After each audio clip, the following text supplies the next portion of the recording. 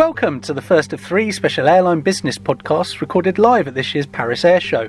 I'm Lewis Harper, the managing editor of Airline Business, and over the next few days I'll be guiding you through all the goings-on in Le Bourget. The main aim is to give you a sense of what it's like to be at and work at the show, so some of this will have a kind of behind-the-scenes feel to it, but we'll also make some time to cover some of the biggest airline-related news stories from each day. This is Monday's podcast, and we'll be recording a similar one tomorrow. Then on Wednesday we'll do one that takes kind of a broader look at everything that's gone on at the show. You can keep up with all of Flight Global's coverage from Paris Air Show at flightglobal.com/Paris 2019, including 4 fantastic issues of Flight Daily News which are produced on site. And don't forget to subscribe to and rate the podcast using your usual app. Just a quick note that the sound quality on some of these podcasts might not be up to our usual standards. We're recording it as we move around the show, so we don't have the usual time to make sure all the balances are correct and all that kind of thing. Anyway, over to me in Paris.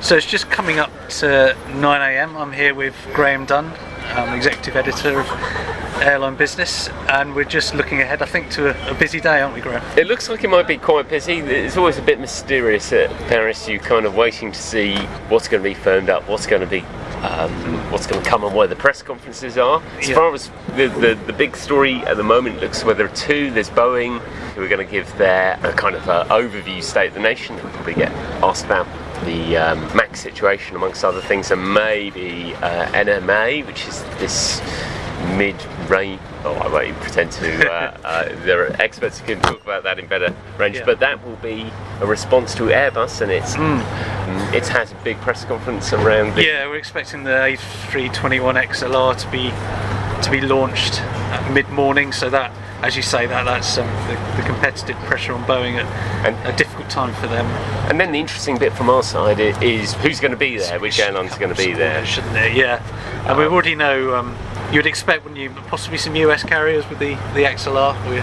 We'll find out soon enough. And we know there are a few press conferences lined up involving, I think, Virgin Atlantic are doing something a bit later, and AirAsia. AirAsia are here. There's quite a lot of aircraft lessor stuff.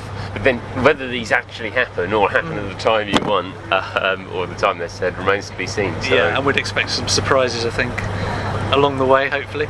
Yeah, so back with you in a bit. So it's just coming up to 10 o'clock on the first morning. One thing worth noting, which is a relief for us so far, is the fantastic weather. I don't want to tempt fate, but it's clear blue skies, nice and warm. We've experienced plenty of extremes in terms of the weather at recent air shows, so I think Paris a few years ago, I remember commenting that seaplane operations were possible on the main runway here at Le Bourget, and then I think the last Paris it got up to kind of 40 degrees plus, so so far so good, but as I say, don't want to tempt fate. We're looking at decent weather, which will be great for the flying displays. You can already hear some aircraft flying overhead. I have to say, as a journalist, that can get quite annoying when you're trying to concentrate on the story, but anyway, yeah, as I say, we're just waiting now really to hear what the 2 big airframers have to say during their first press conferences, so let's see.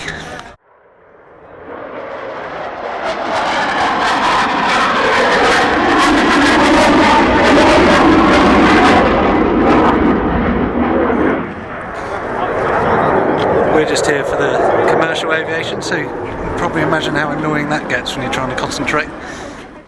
So I'm here with David Kaminsky-Morrow. So David, you were at the Airbus press conference this morning when it wasn't a great surprise, they announced the A321XLR. So what sort of markets are they aiming that at in terms of airlines? Well, the XLR is an extended range version, another extended range version of the A321neo. It's a follow-on from the A321LR, which has a range of about 4,000 nautical miles. And with a bit of jiggery-pokery in the fuel tanks, they've come up with the XLR, which gives the aircraft a range of 4,700 nautical miles. So you're talking about some additional extra capability to do routes like down from China down to Australia, from India over to Europe, to the UK, places like that, and it just gives that extra bit of cushion for airlines that want to operate the aircraft on routes that might not necessarily support a wide body or justify that kind of expense. It gives the airlines an opportunity for some to operate thinner routes without with less risk. Do you think a few people have expressed concerns about the comfort angle, doing these long haul flights in narrow bodies? Is that something you think people have just got to get used to, or is it just that's a big question, because it's. I mean, most people, if they're travelling long haul, they've become used to all the comforts of long haul twin aisle travel, and single aisle aircraft were never really designed for that. And it's down to sort of practical reasons, practical considerations that you have to think about.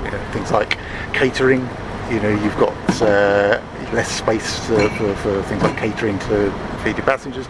You've got issues such as lavatories. You can't just stick lavatory modules at regular intervals along the aircraft, and that then brings up questions as to whether you want economy passengers queuing up in the business cabin and things like that. So there's a whole bunch of new considerations that come up from this, aside from the fact that if you're spending 8, maybe 9 hours in a single aisle jet, it's going to feel more claustrophobic than if you're in a twin aisle, and that's something that passengers simply may have to get used to.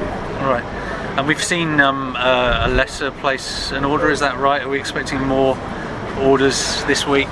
We've had a start-off tentative order from Air Lease, which took the XLR as part of the package for about 100 aircraft. That's split between 50 A220s, and then the rest of it is more or less split equally between the XLR and the 321neo.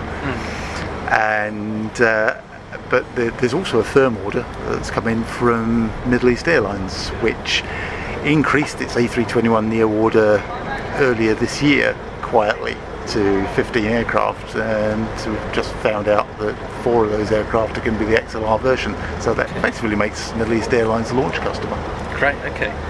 And Airbus generally at the show, how is the mood there? It must be a bit difficult because they know their main rival is going through an incredibly tough time with the MAX and everything like that. How is the mood at Airbus? I think Airbus has got a few things going for it. It's on its kind of home turf. The Paris Air Show is very much Airbus's fortress Airbus, if you like. They're also celebrating the 50th anniversary, so they've got reason to be fairly buoyant. They're certainly aware of the issues that Boeing's going through at the moment, but they're not crowing about it by any means. It's just that's part of the aviation business, and Airbus is getting on with what Airbus does, and Boeing will recover in time. Okay, great. Thanks for your time, David. That's a pleasure. So I'm joined now by John Hemmerdigger from our US team. John, you've been following goings on at Boeing, obviously an incredibly difficult time for them. We've seen no orders for them today or anything, but how's kind of the mood at Boeing this morning at the press conferences? Yeah, thanks, Lewis. The mood is more restraint and more discussion about insisting that they deal with the 737 MAX problems and get that aircraft back in the sky before they move forward with just about any other program. It seems to be what they're saying in not so many words. And every comment that almost any executive has made today about almost anything has been prefaced by our primary focus is to get the 737 MAX back in the sky safely, or something to that degree. Okay.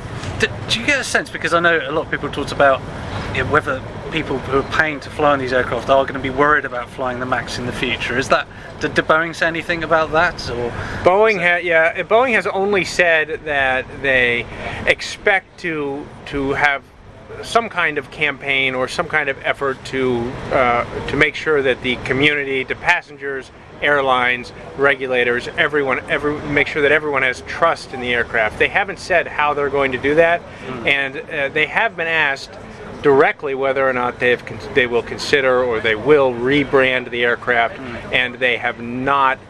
I don't believe they've said yes or no. They've said, again, that their primary focus is getting it back into the skies, but they have said that they are going to be working on some marketing efforts once that happens, and also said that they're going to be working with pilots, maybe as part of an effort to help reinstill trust in the broader community. Okay, good. And some not so great news as well on the 777X, is that right? That's right, yeah. It was largely expected that Boeing was going to have the 777X in the skies with the first flight by now, or certainly very, very soon. Last week we learned that General Electric discovered a problem with a component in the high pressure compressor of the GE9X, and we didn't know too much about that. We learned today that they're going to have to redesign that component, and that the redesign and subsequent testing is going to take several months, and that now GE thinks that the GE9X certification may not come until fall, so it's going to be several more months, and that seems to suggest that then Boeing will not get its 777X back into the skies until later this year, towards the end of this year at the earliest, and then we have a year-long under best case scenario is typical an aircraft certification, which puts the 777X's final certification by the FAA possibly sometime into at the end of next year. Boeing's always said that they want to get it certificated by the end of next year, but now we seem to be pressing up against 2020. So it's coming close to getting towards the outside edge of their goal. Okay. And obviously the big story today was Airbus launching the 321 XLR. Did Boeing say much about the NMA? They touched on it briefly, but again, when they touched on it, they said that their primary focus is the 737 MAX. What they have said is that they continue to consider whether or not this year they're going to decide to offer the aircraft. And if they do decide to offer it, a formal decision to launch the aircraft would not come until next year. And an entry into service, they still say it would be around 2025, but Boeing's now behind the ball on this, and behind Airbus on this, so they may be playing catch up a little bit. Their other message has been to question whether passengers will be comfortable enough or accepting enough of flying for 8 or 9 hours on a narrow-body aircraft. So kind of throwing some holes in Airbus's marketing strategy. That's great, John. Thanks very much for your time. My pleasure. Thank you. So it's just gone midday here in Paris. I'm just out of the Airbus chalet, and where there's a bit of a surprise with Virgin Atlantic announcing an order for 20 A330neos in total, with 14 firm and 6 on option. It's fair to say we weren't necessarily expecting a significant wide-body order like that, and particularly from Virgin Atlantic. They've already got 12 A350-1000s on order and are due to receive their first one in the coming months. I think Shai Weiss from Virgin Atlantic was talking about how these are obviously with replacement of older generation aircraft in mind, but also looking ahead to the expansion at Heathrow, and he says the airline, with that in mind, aims to double its presence at the London hub, so that's probably with maybe a slightly optimistic kind of date of around 2026 if the third runway happens. So it's early Monday afternoon here in Paris. I've just had a brief look through AirAsia X's first A330neo. Fairly standard cabin, nothing particularly exciting there. Massive, as you would expect, a massive economy section and a few business class seats up front. I think the really interesting point about these aircraft coming into service with AirAsia X is the opportunities they open up in terms of network. And I did grab a quick chat with the AirAsia X Group CEO who said exactly that you know, he's talking about maybe next year launching services to the US and or Europe. So maybe they'll be the airline that can really make those kind of low-cost long-haul routes work. We look at Norwegian, for example, that couldn't make London, Singapore work. So yeah, there's a lot to be proven, but those new A330neos are obviously incredibly significant for that carrier.